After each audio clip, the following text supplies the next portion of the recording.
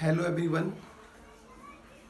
In last video we discussed on the syllabus of 12th class according to RBSE board. प्यारे विद्यार्थियों, आज हमारा जो लेक्चर है वो क्लोजेस के बारे में होगा। हम ग्रामर का पार्ट शुरू करते हैं। आप लोगों को ये देखना होगा कि ग्रामर से किस तरह से हम मार्क्स अचीव करेंगे। तो हम जानते हैं कि सेक्शन सी में ग्रामर के टोटल 4 टॉपिक्स हैं। तो 4 में से वैसे तो सबको पढ़ना है, लेकिन I think I must start with clauses. Okay, तो आज का जो टॉपिक शुरू कर रहे हैं हम वो क्लोजेस के साथ में कर रहे हैं। क्लोजेस क्लोजेस को हिंदी में उपवाक्य कहते हैं। उपवाक्य कहते हैं। देखिए, close is the sub part of a sentence. आप कह सकते हो कि किसी भी वाक्य का एक भाग होता है। ओके, तो इसकी अवधारणा को, इसका कंसेप्ट आपको क्लियर मैं करूँगा। सबसे पहले देखो, अगर बुकिस इसकी डेफिनेशन दी जाए, इसको डिफाइन किया जाए अकॉर्डिंग टू बुक, तो इसको डिफाइन कर पाएंगे। Definition of close. क्लोज की डेफिनेशन क्या है आप देखोगे, it is a group of words that has a subject and a predicate. यानी शब्दों का वह समूह जिसमें एक सब्जेक्ट और एक प्रेडिकेट होता है, दैट इज कॉल्ड क्लोजेस। शब्दों का वह समूह जिसमें एक सब्जेक्ट तथा एक विधेय हो, उसे हम उपवाक्य कहते हैं। उसे हम क्या बोलते हैं? उपवाक्य। तो इस डिफिनीशन के अकॉर्डिंग आप देखिए। Okay, she gave me a book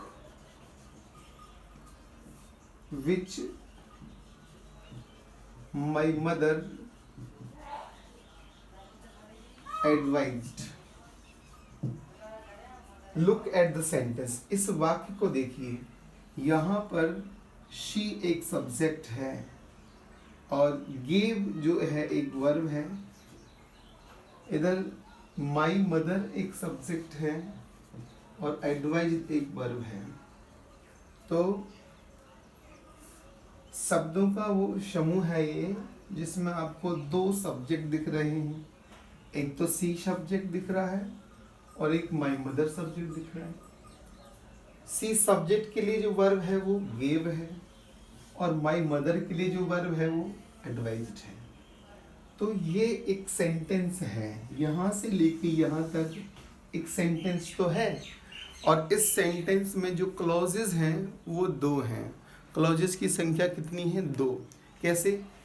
यानी एक सब्जेक्ट और एक वर्ब, यानी प्रेडिकेट। एक सब्जेक्ट एक वर्ब, एक सब्जेक्ट एक प्रेडिकेट। प्रेडिकेट इज वर्ब, यानी वर्ब ही प्रेडिकेट है। ओके, तो एक सब्जेक्ट एक प्रेडिकेट। तो 2 सब्जेक्ट और 2 प्रेडिकेट होंगे तो क्लॉजेस की संख्या कितनी हो जाएगी? 2। इससे हमने ये देखा है कि किसी भी क्लॉज में एक सब्जेक्ट और एक प्रेडिकेट का होना कंपलसरी है। अगर इसमें सब्जेक्ट और प्रेडिकेट नहीं है तो वो क्लॉज नहीं हो सकता। ओके, अब आप देखो, एक मैं सिंपली सेंटेंस लिख रहा हूँ। My father is a doctor. My father is a doctor. अब इसमें देखो, my father एक सब्जेक्ट है और वर्ब है is। यह एक सेंटेंस है। यह क्या है? एक सेंटेंस है। तो एक तरह से एक सेंटेंस जो होता है उसका निर्माण कौन करता है? क्लॉज। क्लॉज यहाँ से यहाँ तक एक सेंटेंस है और ये जो सेंटेंस है ये दो क्लॉजेस से मिलके बना है। कौन कौन से क्लॉज हैं? एक तो यहाँ से यहाँ तक का क्लॉज है और एक यहाँ से यहाँ तक का क्लॉज है। यानी दो क्लॉजेस से मिलकर एक सेंटेंस बन सकता है। किसी भी सेंटेंस का निर्माण जो होता है उसमें दो या दो से अधिक क्या हो सकते हैं? क्लॉजेस हो सकते हैं। ठीक है, तो क्लॉज की अवधारणा आपको क्लियर हुई होगी। क्लॉजेस को समझने के लिए आपको ये समझना जरूरी है, क्लॉज में एक सब्जेक्ट और एक प्रेडिकेट का होना अनिवार्य है। अगर सब्जेक्ट है और प्रेडिकेट नहीं है तो वो क्लॉज नहीं हो सकता। अगर सेंटेंस में एक एग्जांपल और मैं देता हूं आपको, जैसे she came here before sun rising.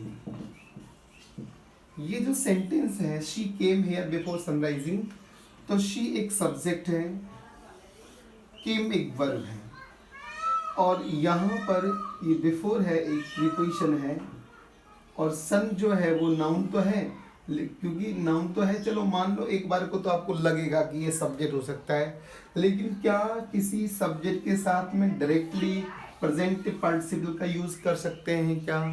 मुझे तो नहीं लगता। ये ग्रामर के किसी पार्ट में नहीं लिखा कि किसी सब्जेक्ट के साथ में आप directly without the use of is are am और वॉज वर और will be shall be we can't use V1 plus ing, okay, and that's why पूरा का पूरा फ्रेज जो है नया फ्रेज बनेगा ये सनराइजिंग, सूर्योदय। ओके, तो यहाँ से यहाँ तक ये एक सेंटेंस है। अब आप देखो कि इस सेंटेंस में दो क्लॉज हैं और ये क्लॉज किससे जुड़ रहे हैं? विच से। आप ये भी अंदाजा लगा सकते हैं कि अगर किसी सेंटेंस के अंदर मतलब कंजंक्शंस आ रहे हैं तो जितने कंजंक्शंस होंगे उतने ही उससे एक ज़्यादा क्या होगा? क्लोज होगा।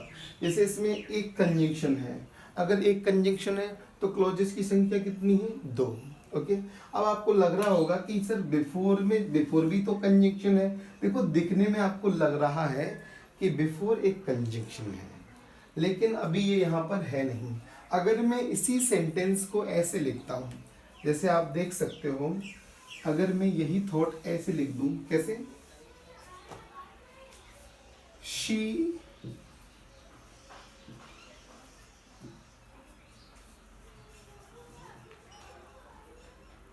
had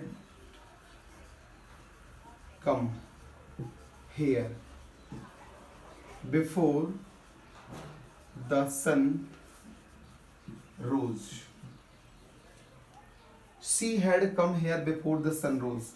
तो देखो she एक सब्जेक्ट है, हैड एक प्रेडिकेट है यानी वर्ब है, हैड कम, और यहाँ द सन एक सब्जेक्ट है और वर्ब की सेकंड फॉर्म ये भी एक वर्ब है, प्रेडिकेट है। तो ये जो बिफोर है ये यहाँ पर कंजंक्शन है, जबकि यही बिफोर यहाँ पर कंजंक्शन नहीं है। इसीलिए इसमें क्लॉजेस की संख्या क्या है? हो ही नहीं सकती। मान लो हो भी तो एक ही क्लॉज है, इसमें क्लॉजेस की संख्या कितनी है? 2। आप ये समझ लीजिए कि अगर किसी सेंटेंस में सब्जेक्ट 2 हैं और प्रेडिकेट 2 हैं तो निसंदेह undoubtedly there must be some conjunction there. Okay, if a sentence contains one conjunction, the sentence has 2 clauses. If the sentence contains 2 conjunctions, the sentence has 3 clauses. Okay, तो जितने conjunctions होंगे उससे कहीं एक ज़्यादा क्या होगा? क्लोज होगा। क्या आपको क्लोज की अवधारणा समझ में आई? ओके, बताइए।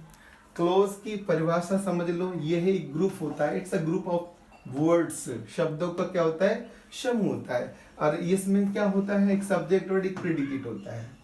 ये बात समझ में आ गई होगी आपको। ओके, अब हम आगे बात करते हैं क्लॉज की डेफिनेशन के बाद में टाइप्स क्या रहेंगे इसके।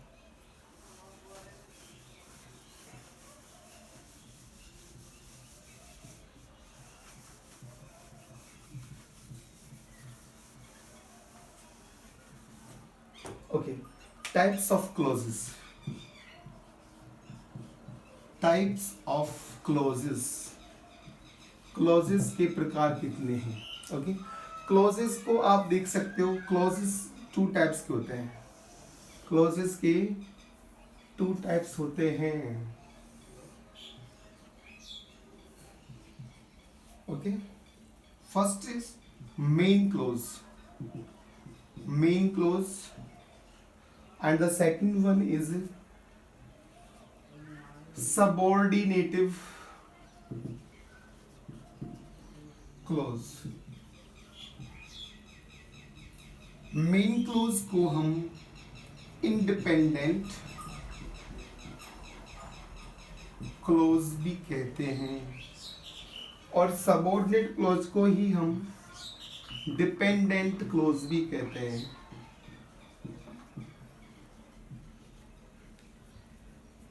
इंडिपेंडेंट क्लॉज को अगर हम तीसरा नाम दें तो ये है मैट्रिक्स क्लॉज भी कहलाता है। कुछ बुक्स में आपको मैट्रिक्स क्लॉज भी दिख सकता है, ऐसा नहीं है, लेकिन आप समझो, दोनों की कंसेप्ट समझिए। यानी मेन क्लॉज और सबऑर्डिनेट क्लॉज दोनों को कंसेप्ट समझेंगे तो ये देखो नाम अलग अलग हैं, बाकी चीज़ें एक ही। तो मेन क्लॉज जो होता है उस वो क्या होता है, this clause does not need the help of dependent clause to fulfill its meaning। यानी इससे इस वाले क्लोज को अपना मीनिंग फुलफिल करने के लिए इस वाले क्लोज की रिक्वायरमेंट नहीं होती है। It's you can say it's free, it's independent, ये आश्रित नहीं है, एकदम से एकदम स्वतंत्र क्लोज है। इसको हिंदी में आप क्या कह सकते हो, स्वतंत्र उपवाक्य, और इसको हिंदी में क्या कह सकते हो आप, आश्रित उपवाक्य। यानी क्लॉजेस टू टाइप्स के होते हैं। There are two types of clauses, the first one is main clause and the second one is subordinate clause. Okay, इसको हम स्वतंत्र उपवाक्य कहते हैं और इसको हम आश्रित उपवाक्य कहते हैं। तो ये जो क्लॉज होता है यह अपना मीनिंग पूरा करने के लिए किसी प्रकार का रिक्वायरमेंट नहीं होता है इसको कि चलो भाई इसको सपोर्ट चाहिए। जब while on the other hand you can say this clause needs help of independent clause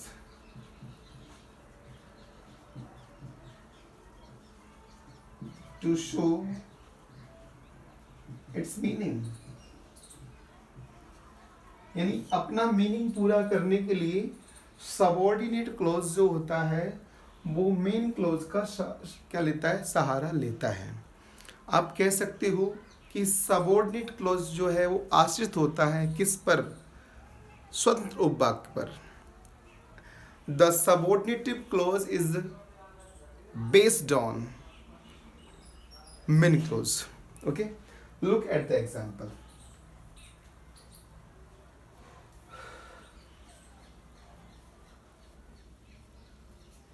ये बात मैं आपको एग्जाम्पल से बताता हूं।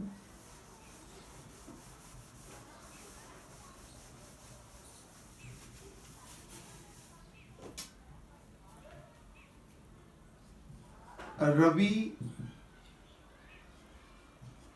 went to Agra. Okay, which is famous for the Taj Mahal। तो रवि वेंट टू आगरा, यहाँ ये एक क्लोज है, that is main close, which is famous for Taj Mahal, ये एक क्लोज है, आप इसे डिपेंडेंट क्लोज कहोगे क्योंकि यह आश्रित होता है। देखो विच एक कंजंक्शन भी है, विच एक कंजंक्शन है, और कंजंक्शन के साथ में ही ये सब्जेक्ट का रोल भी प्ले कर रहा है, सब्जेक्ट का रोल भी प्ले कर रहा है। ठीक है, तो ये सब्जेक्ट हो गया और ये वर्ब हो गई, सब्जेक्ट वर्ब, सब्जेक्ट और वर्ब, वर्ब इज प्रेडिकेट। तो इस सेंटेंस में एक कंजंक्शन है विच, इस सेंटेंस में एक सब्जेक्ट ये रहा, एक वर्ब ये रहा, एक सब्जेक्ट ये रहा, एक वर्ब ये रही, यानी the sentence contains two clauses. The first close is main close and the second close is dependent clause. कैसे कह सकते हो कि जो विच जो कंजंक्शन है वो आगरा को रेफर कर रहा है।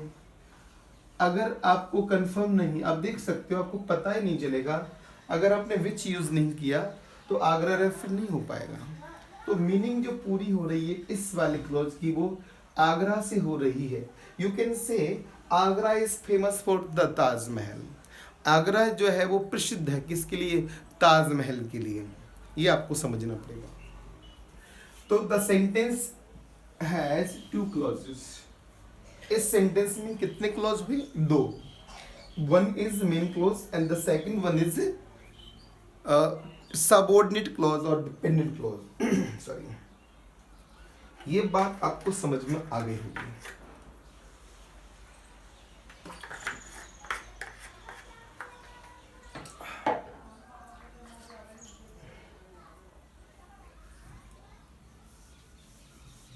अब आपने देखा हमने दो बातें की, क्लोज को डिफाइन किया, क्लोज की टाइप भी बताई हमने। Okay, one thing is more, main clause जो होता है उसकी कोई अदर टाइप नहीं होती, no other type, no other classification, इसका कोई और क्लासिफिकेशन नहीं है। वाइल आपका डिपेंडेंट क्लोज जो है, डिपेंडेंट क्लोज जो है उसको हम तीन टाइप में डिवाइड कर सकते हैं। It has classification. What type of classification? Dependent clause according to function, कार्य की शैली के अकॉर्डिंग डिपेंडेंट क्लोज जो होता है it is of three types. Look at the one is noun close and the second one is adjective clause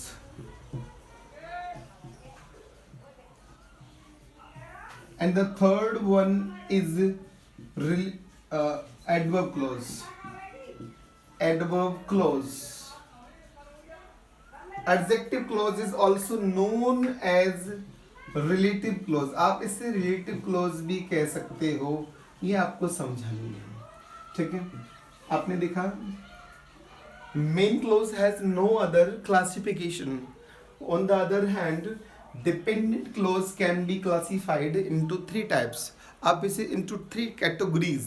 The first one is main noun clause, second is adjective or relative clause, and the third one is adverb clause. Okay, the classification is according to the function, how a clause functions, how a clause works. If the dependent clause works as a noun, it is called noun clause. If the dependent clause works as adjective, it is called adjective clause. If the dependent clause works as an adverb, it is called adverb clause. Okay, तो देखिए noun clause कैसे करेगा। अब इनका तीनों का example मैं आपको देता हूँ, noun clause का, adverb clause का और एडजेक्टिव या रिलेटिव क्लोज का। सबसे पहले याद रहिए ये जो क्लासिफिकेशन है वो क्लासिफिकेशन किसका है? ये क्लासिफिकेशन है हमारे सबऑर्डिनेट क्लोज यानी डिपेंडेंट क्लोज का। तो मैंने कहा था first one is what? It is noun close. Noun close की बात करेंगे। नाउन क्लोज किसका पार्ट है? मतलब सबऑर्डिनेट क्लॉज का। एग्जाम्पल देखते हैं, ठीक है। She said that she was late. She said that she was late. She एक सब्जेक्ट है, वर्ब एक, सेड एक वर्ब है, दैट एक कंजंक्शन है, शी एक सब्जेक्ट है, वॉज एक वर्ब है। तो it is the sentence has two clauses. The first one is, the first she said is, the clause is main clause. The clause is main clause, and the second clause is that is a dependent clause. Dependent clause, okay, and that is conjunction. that ये conjunction हुआ। अब आप कह सकते हो, देखो आपने इस सेंटेंस को दो एंगल से देखो। दो एंगल से कैसे देखोगे? पहला तो आपने देखा